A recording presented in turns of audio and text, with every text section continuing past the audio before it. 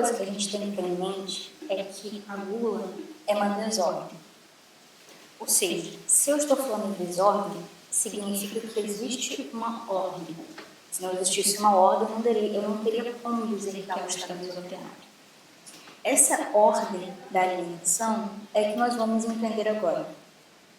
Então, de uma maneira muito simplificada, mas que a gente já pode ir entendendo melhor a gula, vamos entendê-la como uma desordem do comer e beber. Agora, desordem em que sentido? Como que eu sei que está desordenado? Até que ponto ela passa a ser uma simples desordem, uma inclinação desordenada e passa a ser algo mais pecaminoso? É nisso que vamos chegar. Mas antes de chegar a falar sobre esse aspecto mais grave da gula, vamos falar sobre os aspectos mais leves e imperceptíveis. Então, vamos desde os mais leves até os mais graves. Começando pela gula, entendendo-a como uma desordem do comer e beber. Vamos lá? Bem, a gula, se a gente for analisá-la de um ponto de vista mais filosófico, para que a gente entenda qual é a desordem da gula, a gente tem que entender quais são as suas causas. Ou seja, quais são as causas que norteiam a alimentação humana. Ora, podemos definir essas causas como causas materiais, formais, eficientes e finais, certo? A causa final vai ser a mais importante para que a gente entenda essa desordem, mas eu também vou falar das outras. A causa material, ou seja, aquilo a partir da qual uma coisa é feita, do ponto de vista da alimentação, vai ser a matéria do alimento em si mesmo, certo? Então, eu não tenho como falar de desordem de comer e beber se primeiro eu não tiver essa matéria da comida e da bebida. Se eu não tenho essa matéria, logo eu não tenho essa desordem. A matéria é necessária. Mas a matéria em si não basta.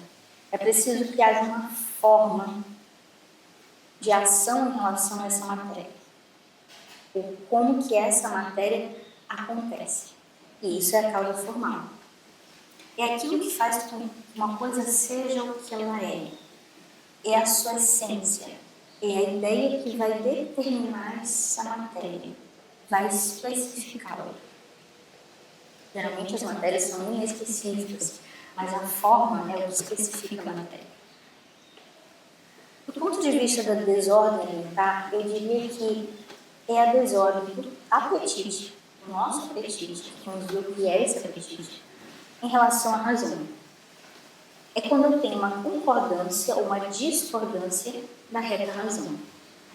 Ora, para que haja uma desordem alimentar, não basta que o alimento esteja na minha frente. É preciso que também haja uma desordem no meu apetite em relação àquele alimento. Tudo bem? Mas, além disso, esses dois aspectos não bastam. Para que essa desordem aconteça, não basta que eu tenha a matéria e a forma dela. É preciso ter uma causa eficiente. O que é essa causa eficiente? É aquilo que produz a coisa, ou seja, é o agente, é o movimento, aquilo que move, é o princípio de mudança, é o princípio de ação. Porque se eu tiver esse alimento, meu apetite pode até estar desordenado em relação a ele, a inclinação não está ordenada, mas eu não faço nada, então essa desordem não acontece. Entende? Então, a causa eficiente, eu diria aqui, que seria a nossa própria vontade humana. A nossa própria vontade humana que, cedendo a esse apetite sensitivo, desordenado, vai nos fazer executar esse hábito de desordem. Agora, o que vai realmente nortear tudo isso e dizer se algo está desordenado ou não é a causa final. Ou seja, qual é a finalidade? Qual é o propósito? Qual é o fim verdadeiro da alimentação humana? É entendendo isso que a gente consegue discernir se algo está desordenado ou não. Isso, a princípio, pode parecer tão simples que pode até ser aplicado em muitos casos modernos, por exemplo, do entendimento contemporâneo de transtorno alimentar.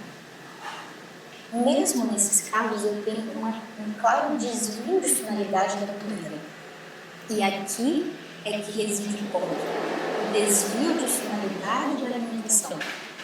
Só que para que eu entenda qual é o fim verdadeiro da alimentação, eu preciso ter uma investigação mais aprofundada. Por quê? Porque não é tão simples assim.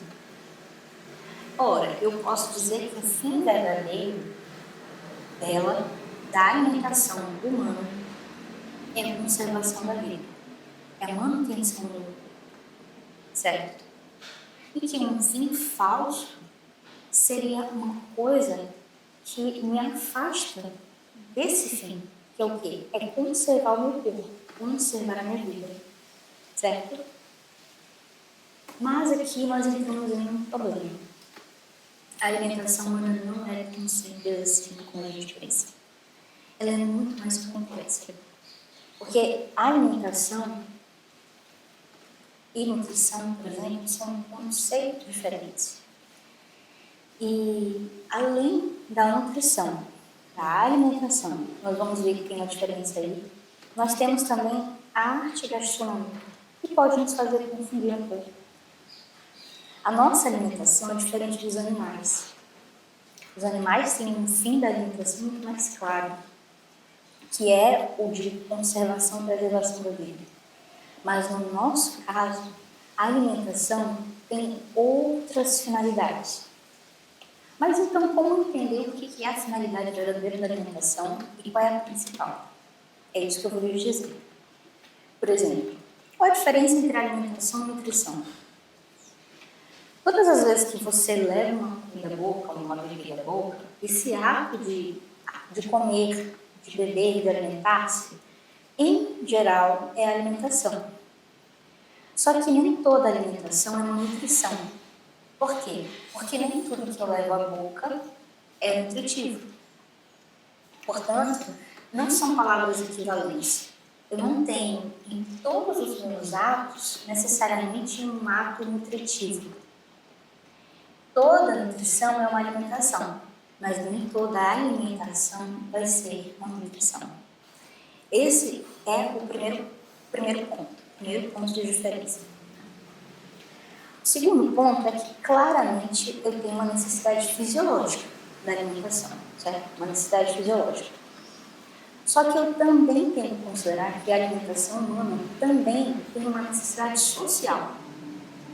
Além disso, podemos pensar em uma necessidade simbólica e estética da alimentação.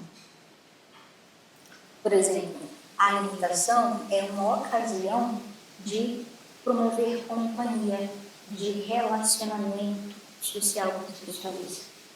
A alimentação pode ser uma ocasião de elevação espiritual. A alimentação, a comida, também pode ser um objeto de uma arte.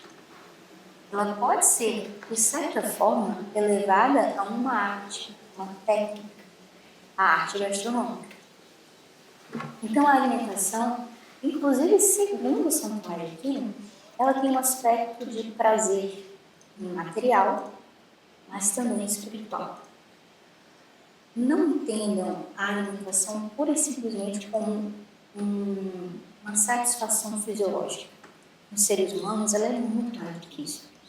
Ela também envolve um prazer material, mas também um prazer espiritual. A alimentação também é capaz de agradar ao nosso intelecto, não só aos nossos sentidos. E aqui é a questão. É por isso que você vai ver que a alma também está envolvida no ato de comer. E essa é a diferença da concepção da psicologia tomista para uma mera concepção da psicologia tal como a gente entende hoje em dia. A comida, o comer, também pode agradar ao intelecto, não apenas aos nossos sentidos. E esse aspecto social, esse aspecto da companhia na comida, a companhia da comida enquanto ocasião de união das pessoas, é muito relevante e vamos falar um pouco mais aprofundadamente dele daqui para frente. Mas vamos lá. Então, como eu posso falar de ordem e desordem em relação a ele? Eu diria que, para a gente pensar em finalidade da vida, temos que distinguir ordem de importância. Ou seja, existe uma finalidade que é mais importante do que as outras, que é primária. E existem outras finalidades que também existem, mas que são secundárias. Ora, a finalidade primária da alimentação humana, eu posso te dizer que é a manutenção da vida, ou seja, a conservação do pleno funcionamento do corpo.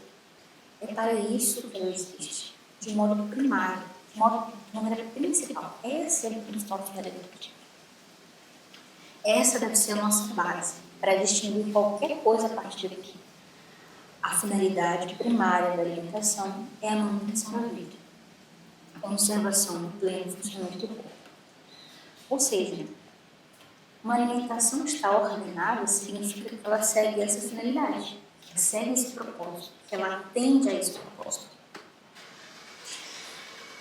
Quando ela não atende a esse propósito, quando ela está fora dessa finalidade, aí a gente já pode investigar uma desordem. Só que essa desordem pode acontecer de muitos modos, e são esses modos que nós vamos ver também. Só que, além dessa função, dessa finalidade primária da alimentação, eu também posso falar sobre funções e finalidades secundárias, que são aquelas que eu falei de modo muito brevemente, mas que ainda vão ser mais aprofundadas em outras aulas, que é o quê? A alimentação também pode ser e deve ser ocasião de elevação espiritual, de prazer material espiritual, é ocasião de identidade cultural. Ela está envolvida com os nossos afetos, as nossas emoções, com o nosso histórico. Tudo isso é lícito. Vamos ver que esse prazer não é lícito. Ele também é uma finalidade da alimentação. Mas qual que é a diferença aqui? Essas funções secundárias, elas têm que estar subordinadas à função primária, que é a de manutenção da vida. Elas não podem sobrepor-se a essa finalidade primária. Porque, do contrário, as coisas sairiam do eixo, estariam desordenadas. Então, aqui, a partir desse momento, entenda que a alimentação, a sua alimentação, tem várias finalidades. Só que tem uma finalidade mais importante que as outras, que tem que nortear as outras, e serve de base. E todas as outras finalidades devem orbitar essa primária. Não devem sempre subjugar essa primária. Porque se eu penso, por exemplo, apenas do ponto de vista do prazer da alimentação, e eu subjugo a manutenção, a finalidade primária dele, que é de manutenção da vida, então aqui as coisas estão invertidas. Então aqui eu já tenho uma quebra da ordem. Aí eu já entro numa desordem alimentar. Entenderam? Então, como eu sei que eu tenho uma alimentação desordenada? Olhe para a finalidade.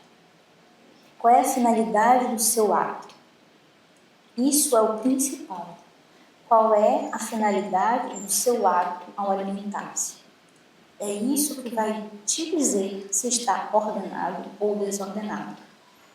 E isso é tão verdade que isso se aplica também às técnicas modernas da psicologia e do comportamento para essas desordens alimentares. É o que, em parte, a gente chama hoje em dia na psicologia de atenção. Da importância da atenção àquele momento, àquele ato que você está fazendo de comer naquele momento.